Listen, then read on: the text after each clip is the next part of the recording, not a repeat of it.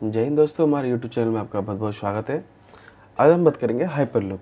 Hyperloop क्या है, कैसे काम करता है और ये कितने साल पुराना है या इसकी खोज कब की गई और इसके फ़ायदे और नुकसान के बारे में। अब हम जानते हैं ट्रांसपोर्ट मोड। जैसे कि हम जानते हैं हमारे पास 4 टाइप के यानी कि 4 टाइप के ट्रांसपोर्ट मोड होते हैं। जैसे कि रेलवे मान लीजिए, ठीक है, हवाई जहाज़, पानी की जहाज़ और रोड। इससे हमारा सामान इधर से उधर जाता है या इंसान व्यक्ति इधर से उधर जाता है, ट्रांसपोर्ट मोड। हाइपरलूप के आने से हमारा एक मोड और जुड़ गया है, इसको 5वां मोड भी कहा जाता है, ठीक है। और हाइपरलूप के आने से 2 समस्याओं का बहुत बड़ा अच्छा सा हल हो गया है, इसकी फ्रिक्शन और एयर ड्रैग। और फ्रिक्शन, हम एयर ड्रैग की बात करें, आपने देखा होगा कि हम गाड़ी किसी दिशा में चला रहे हैं, जो उस साइड से आती हवा है या हम उस साइड बाहर हाथ निकालते हैं तो हमारा हाथ पीछे की ओर जाते हैं, ठीक है। हम उसको बोलते हैं एयर ड्रैग, कि हवा हमारा पीछे। इससे क्या होता है, हमारी स्पीड कम हो जाती है। जैसे कि मान लीजिए हमारी स्पीड 60 की स्पीड में गाड़ी चल रही है, उस साइड से मान लो स्पीड 40 किलोमीटर प्रति घंटे की स्पीड से आ रही है हवा की, ठीक है, तो हमारी स्पीड में थोड़ी कमी आ जाएगी। फ्रिक्शन, आप फ्रिक्शन देख सकते हैं वीडियो में, जैसे हम गाड़ी चला रहे हैं, ठीक है, जो घर्षण पैदा होता है उसको हम फ्रिक्शन कहते हैं। जो कार और ज़मीन के बीच में घर्षण पैदा होता है, इसकी वजह से भी स्पीड कम हो जाती है। पर हाइपरलूप के आने से ये समस्या ख़त्म हो गई है। आगे हम जानते हैं हाइपरलूप क्या है। हाइपरलूप एक ऐसी टेक्नोलॉजी है जिसमें हाइपरलूप में एक लंबी वैक्यूम ट्यूब होती है और कैप्सूल जैसे अपार्टमेंट होते हैं जिन्हें पोर्ट कहा जाता है। ये पोर्ट वैक्यूम ट्यूब के अंदर हाई स्पीड से चलते हैं। इन ट्यूब को लूप कहा जाता है, और क्योंकि इस टेक्नोलॉजी में ट्रांसपोर्ट लूप पे होता है, इसीलिए टेक्नोलॉजी को हाइपरलूप नाम दिया गया है, जो कि सफ़र के दौरान समय भी बचाता है और ट्रैफिक से भी हमारी मदद करता है। अब हम बात करते हैं हाइपरलूप की खोज किसने की। अगर हम बात करें तो हाइपरलूप का ये आइडिया 200 साल पुराना है। 1799 में ब्रिटिश इन्वेंटर जॉर्ज मैड्रस ने प्रोपल्शन ट्यूब का पेटेंट करवाया था, और इसने इतने सालों बाद 2013 में स्पेसएक्स के सीईओ एलन मस्क ने इसका डिज़ाइन पेश किया। इनसे आइडिया और डिज़ाइन को पूरे विश्व में प्रसिद्ध अच्छा माना गया, ठीक है। उनका कहना यह भी है कि इसकी मदद से हम बहुत सी दुर्घटनाओं को रोक सकते हैं, और ये कार से अच्छी सेफ होगी और ट्रेन से भी तेज़ दौड़ेगी। अब हम बात करेंगे हाइपरलूप काम कैसे करता है। इसकी मैंने पहले ही बता दिया गया है कि हाइपरलूप के आने से 2 प्रॉब्लम को सॉल्व किया गया है, एयर ड्रैग और फ्रिक्शन। एयर ड्रैग को कैसे सॉल्व किया गया हम जानते हैं इसमें। जिसकी आप पहले ही जानते होंगे, ये वैक्यूम ट्यूब होती है। वैक्यूम ट्यूब मतलब समझ गए होंगे आप, वैक्यूम मतलब वैक्यूम नहीं है। इसमें हवा को ख़त्म करने के लिए, वैक्यूम करने के लिए वैक्यूम पंप लगाए होते हैं थोड़े थोड़े दूर पे। जिससे क्या होता है, उसकी 90% हवा सक कर लेता है, ठीक है, जिससे एयर ड्रैग की प्रॉब्लम सॉल्व हो जाती है। और अब फ्रिक्शन की बात करें, फ्रिक्शन के लिए हम जानते हैं, जैसे कि आप जानते होंगे एक चुंबक के 2 पोल होते हैं, एक साउथ पोल एक नॉर्थ पोल, ठीक है। साउथ पोल और नॉर्थ पोल को हम आपस में पास में ले जाएंगे तो चिपक जाएंगे। वैसे ही हम अगर साउथ पोल और साउथ पोल को आपस में चिपकाएंगे तो वो नहीं चिपकेंगे, धक्का देंगे एक दूसरे को, मतलब अलग अलग भागेंगे वो, ठीक है। उसके बीच में एक थोड़ा सा कंपन सा बना होगा, वो दोनों धक्का देगा। वैसे ही नॉर्थ पोल और नॉर्थ पोल को चिपकाएंगे, वो चिपकेगा नहीं, एक दूसरे को धक्का देगा। वैसे हम अब इसकी बनावट को ऐसी बनाया गया है इस चुंबक के जैसे देख लीजिए अंदर की जो इसकी दीवारें होती है वैक्यूम की, ठीक है, ट्यूब की, वो मान लीजिए फॉर एग्जांपल नॉर्थ पोल से बना हुआ है, ठीक है। उसके अंदर जो वो है कैप्सूल है या कंपार्टमेंट बोलते हैं इसको, वो भी नॉर्थ पोल से बना है। उसके ऊपर की जो परत है कंपार्टमेंट की, नॉर्थ पोल से बना है। तो एक दूसरे को धक्का देंगे मतलब चिपकेंगे नहीं, ठीक है। चिपकेंगे नहीं तो चलते समय भी घर्षण पैदा नहीं होगा, ठीक है। तो उसमें क्या हल्का से फोर्स लगेगा तो वो थोड़ी मूव तेज़ करेगा।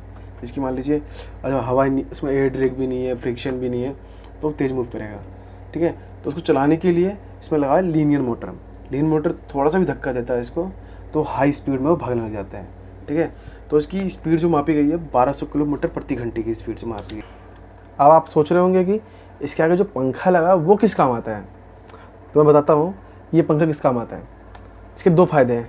पहला फ़ायदा, अगर ये सीधी तरफ घूमेगा पंखा तो क्या होगा, जो 10% हवा उसके अंदर बच जाती है वैक्यूम ट्यूब के अंदर, क्योंकि वैक्यूम पंप तो 90% हवा निकालता है, तो 10% जो बच जाते हैं तो ये उसको घुमा के पीछे फेंकता है। तो पीछे फेंकता है तो इसकी स्पीड और बढ़ जाती है, ठीक है।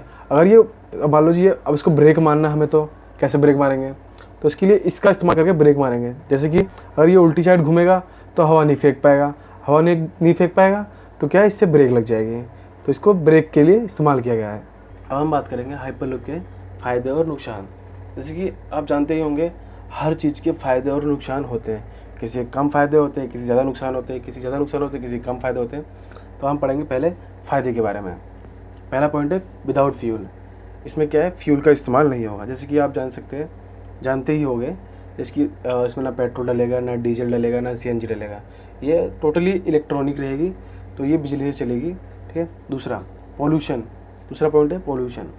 इसको चलाने के बाद कोई पोल्यूशन नहीं होगा, क्योंकि इलेक्ट्रॉनिक से चलेगी तो पोल्यूशन की ज़रूरत ही नहीं पड़ेगी, पोल्यूशन होगा भी नहीं है। टाइम, पहली बात तो टाइम हमारी बचाएगी। जैसे कि हमें कहीं जाना है तो टाइम से पहुँचा देगी। उसमें क्या होता है, आज के आप ट्रेन देख सकते हैं 2-2, 5-5, 10-10, 8-8 घंटे लेट रहती है। और सर्दियों के मौसम में तो पूछो मत, इतना लेट रहते हैं, बहुत ज़्यादा। Less fair. चौथा पॉइंट है लेस फेयर, मतलब इसमें किराया बहुत ज़्यादा कम लगना, क्योंकि ये लोग इलेक्ट्रॉनिक से चलेगी, ना कोई तेल बढ़ रहा है, ना कुछ दाम बढ़ रहा है, इसमें कोई दिक्कत, जो कोई झंझट नहीं रहेगा, इसलिए इसका किराया बहुत सस्ता होने वाला। फास्ट, इसकी हम बात करें, क्योंकि ये बहुत फास्ट होने वाला। अगर हम नॉर्मल ट्रेन की बात करें तो 40 से 60 या 100 की स्पीड होती है, ठीक है। पर इसकी स्पीड 1200 किलोमीटर प्रति घंटा, यानी कि अगर हम दिल्ली से कन्याकुमारी जाएं तो हमको 4-5 घंटे के अंदर पूरा कर लेंगे। दूसरी चीज़ सौर पैनल, सबसे अच्छी चीज़ है ये सौर पैनल से यूज़ करोगे। इसके ऊपर क्या है, हम ट्यूब के ऊपर सौर पैनल बिछा देंगे, तो इससे क्या होगा, सूर्य से इसकी बैटरी चार्ज हो जाएगी, बैटरी से चल जाएगी, चार्ज हो गई। ये वेदर को पहली बात। दूसरी सेकंड लास्ट पॉइंट है कि वेदर, इस पर वेदर का कोई प्रभाव नहीं पड़ेगा। बाहर बारिश हो रही है, बाढ़ आ रहा है, कोई मतलब नहीं इसको, वेदर कैसा भी है, हवा चल रही है, कुछ भी, क्योंकि ये तो वैक्यूम ट्यूब के अंदर चलेगी। ट्यूब पे कौन सा पता चल रहा है कि बाहर क्या हो रहा है। सेफ बताया गया है कि ये बहुत सेफ़ है, कुछ हद तक बहुत सेफ़ है, क्योंकि इसके तो सेफ़ में बात करें, इसमें दुर्घटना में बहुत कम होने के चांस है। जैसे कि क्या है, इस वैक्यूम में बस गाड़ी चलेगी, ना कोई व्यक्ति आना है ना जाना है, ट्रैफिक, ये नहीं कि कोई, आप देखे होंगे नॉर्मल पटरियों में क्या होता है कि पटरी के ऊपर कोई बंदा गाड़ी लेके जा रहा है, अब वो बंदा चढ़ा दी, उसकी गाड़ी पर चढ़ा दिया, बंदा मर गया। कोई जानवर जा रहा है, उसको रोकने के चक्कर में भीड़ ज़्यादा मार दी, तो उसमें भी दिक्कत। ठीक है। अब हम पढ़ते हैं इसके नुकसान के बारे में। जैसे कि मैंने पहले बताया कि इसकी स्पीड 1200 किलोमीटर प्रति घंटे रहेगी। अब बहुत से व्यक्ति को आदत नहीं होती इतनी स्पीड में चलना है, तो आदत नहीं होगी, तो उससे क्या है, वॉमिटिंग, मतलब उल्टी ऐसी चीज़ें होगी, मतलब सर चकराना हो जाएगा। Less space.